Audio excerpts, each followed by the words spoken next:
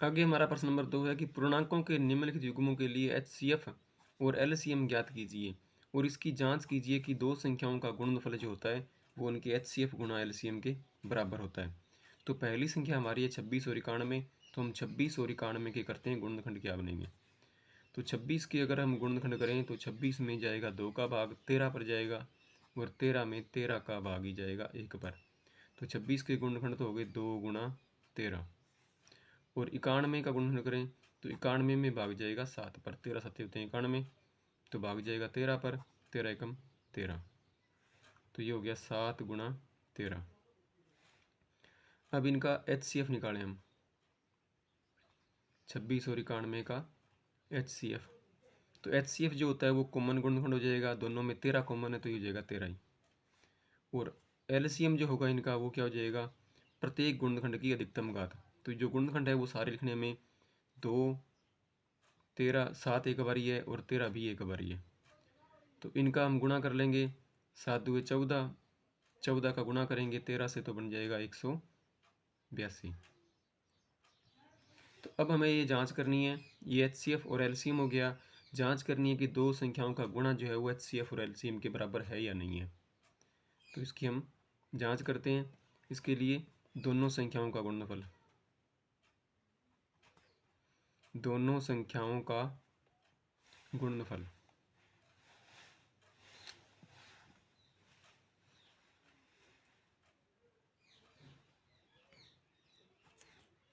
संख्या हमारे पास में है 26 और 91। 26 और 91 का गुणा करेंगे तो ये बन जाएगा 2366। और एचसीएफ और एलसीएम का हम गुणा करेंगे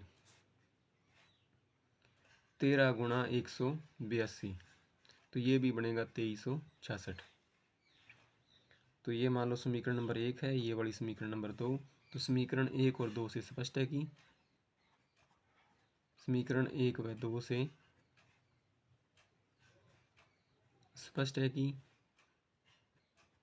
दो संख्याओं का गुणनफल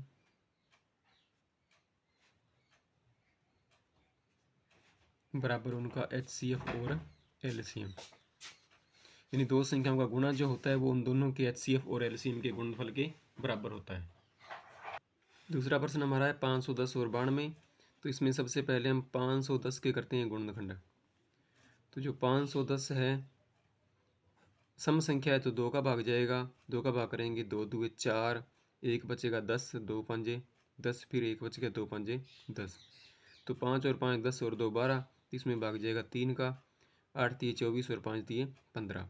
85 में भाग करेंगे जाएगा 5 का, 17 पर, 17 पंजे 85 और 17 में जाएगा 17 का। तो 510 के गुणनखंड हो गए 2 गुणा 3 गुणा 5 गुणा 17। और दूसरी संख्या हमारी है इसमें 92। 92 में अगर हम 2 का भाग करेंगे तो ये जाएगा 46 पर। 46 दूने 92, 46 में 2 का भाग करें ये भाग जाएगा 23 के ऊपर, 23 में भाग जाएगा 23 का ही, 23 एकम 23। तो 92 के गुणनखंड हो गए 2, इसमें 2 बार ही आ गया तो 2 की स्क्वायर गुणा 23। अब देखो इसका एचसीएफ क्या बनेगा। एचसीएफ होता है कॉमन गुणनखंड की न्यूनतम घात। तो इन दोनों में कॉमन गुणनखंड जो है वो 2 है और 2 की कम घात 1 है, तो इसका एचसीएफ हो जाएगा 2।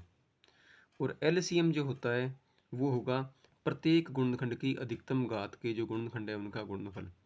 तो गुणनखंड इसमें एक तो है 2, 2 की अधिकतम घात है 2, 3 की अधिकतम घात 1, 5 की भी 1, 17 की भी 1 और 23 की भी 1। तो इसमें आपको सभी प्रकार के गुणनखंड लेने हैं और उनकी पावर जो होगी वो अधिकतम वाली लेनी है। तो इनका जब हम गुणा करेंगे, इनका गुणा हो जाएगा 23,460। अब इसकी जांच करते हैं कि इनके एचसीएफ और एलसीएम का गुणा जो है वो संख्याओं के गुणनफल के बराबर है या नहीं है। तो पहले हम दोनों संख्याओं का गुणा करते हैं। दोनों संख्याओं का गुणनफल,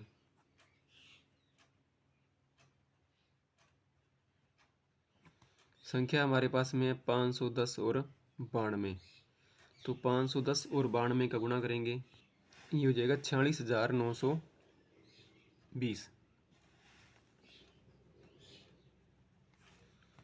अब HCF और LCM का हम गुणा करते हैं, तो HCF और LCM का जो गुणा होगा वो हो जाएगा 2 गुणा 23,460। तो ये भी बन जाएगा 46 दूनी 92 और 23 दूनी 46, तो 46,920 हो जाएगा। तो इससे स्पष्ट हो गया कि दोनों संख्याओं का जो गुणा है, दो संख्याओं का गुणनफल बराबर आ गया उनके HCF और LCM के गुणनफल के। तीसरा प्रश्न हमारा है 336 और 54। तो इसमें हम 336 के करते हैं गुणनखंड। तो 336 जो है वो एक सम संख्या है, तो ये 2 से भाज्य हो जाएगी। 2 का भाग करेंगे जाएगा 2 एकम 2, 6 दूनी 12, 8 दूनी 16। फिर 2 से भाग करेंगे 8 दुए 16, 4 दूनी 8। फिर करेंगे 2 का भाग 4 दुए 8, 2 दुए 4। फिर 2 से भाग 21 दूनी 42, 21 में जाएगा 3 का 7 पर और 7 में जाएगा 7 का 1 पर।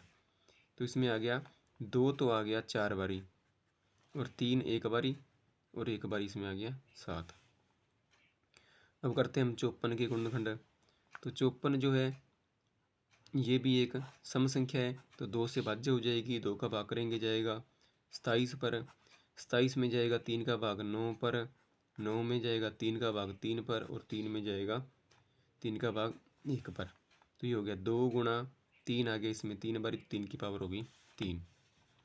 अब इसका HCF ज्ञात करते हैं हम।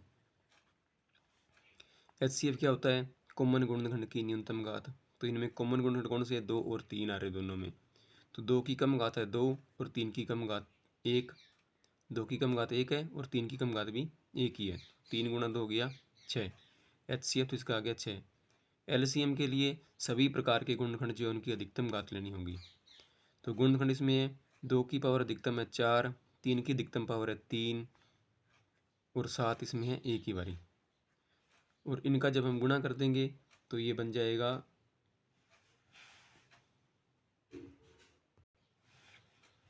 3024 बन जाएगा। अब इसकी हम जांच करते हैं। दो संख्याओं का गुणा, दोनों संख्याओं का गुणनफल। संख्या हमारे पास में 336 और 54। ये होगा 18,144। इसी प्रकार से हम इनके HCF और LCM का गुणा करते हैं। HCF गुणा LCM, तो HCF हमारे पास में 6, LCM है इसमें 3024, गुणा करेंगे तो बन जाएगा 18,144। तो आप देख सकते हैं दोनों मान बराबर आ गए। तो इससे ये प्रूफ हो गया कि दो संख्याओं का जो गुणा होता है, दो संख्याओं का गुणनफल जो है वो उनके HCF और LCM के गुणनफल के बराबर है। यही हमें जांच करनी थी। अगर आप चैनल पर नए हैं तो चैनल को सब्सक्राइब कीजिए।